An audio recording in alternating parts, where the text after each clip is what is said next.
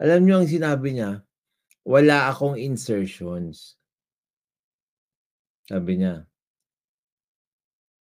Itinanggi ni Senator Risa Hontiveros ang kumakalat na balita tungkol sa umano'y bilyong-bilyong pisong pondo na isiningit niya sa 2025 national budget. Tignan niyo yung sinabi niya ng eksakto, Giit ng senador wala siyang kahit anong isiningit na pera sa budget. Wala rin umano siyang insertions sa unprogrammed funds. Kabilang si Hontiveros sa dalawang senador na bumoto noon laban sa pagpasa sa 2025 budget report ng BICAM.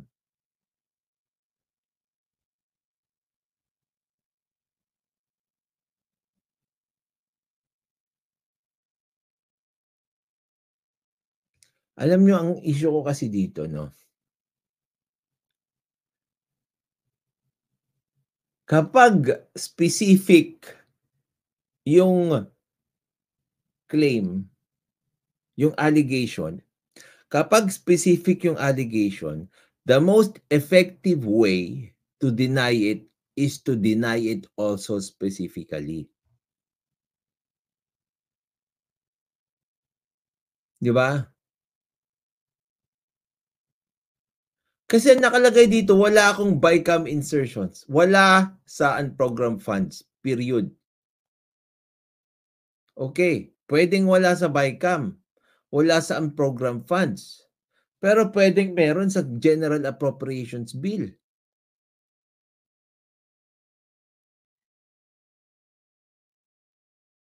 Tama?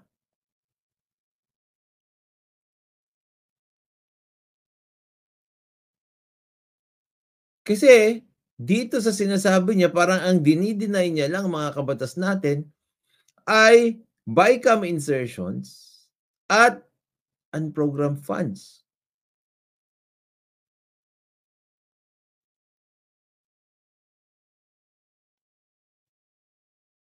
Dapat dininay mo specifically din yun lahat, na parang wala akong 3 billion plus na insertions, dapat sa kahit saan.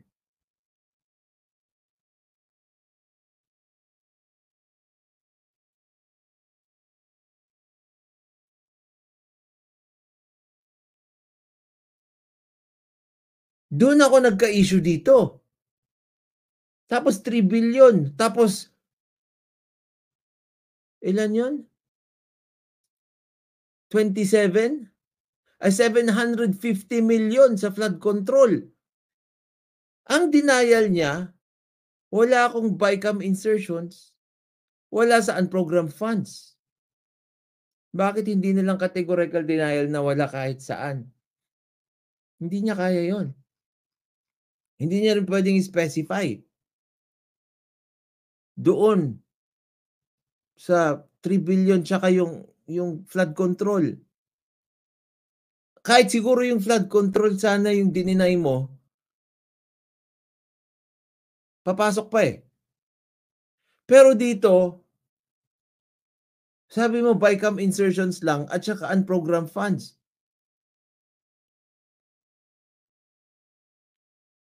So, saan pala meron, Senri?